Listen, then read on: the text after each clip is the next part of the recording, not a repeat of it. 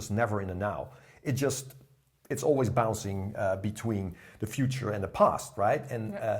And that's the thing. We cannot experience in that state. We just disconnected there. But the thing is, and this is a bit the tragic of it, I guess, is that we get pushed in that over time because of language, because of education, and just how the world works. And we're in a very mental reality at this moment. It's all about what we think, right? It's like so important, and our opinions and all that stuff. But the sad thing is, this brain desperately seeks for release and happiness somewhere. But the problem with it is it pushes it always in the future somewhere, because it needs to first do this, first do that. And while at the same time, the present moment is already there. I mean, that's already there, but we're just not connected to it, right? So a large part of what we're doing is to cultivate the stillness. But for that, we have to recognize the noise in our system and start turning the volume down, right? Because if there's still contraction in the energy, physically, mentally, we're just not free. We're suffering. We're stuck,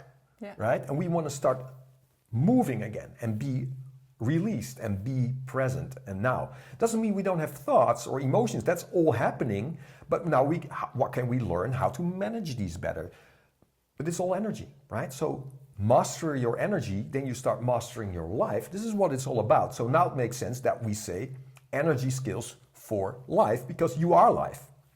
And what is the personality of your energy right now? And can you influence that consciously?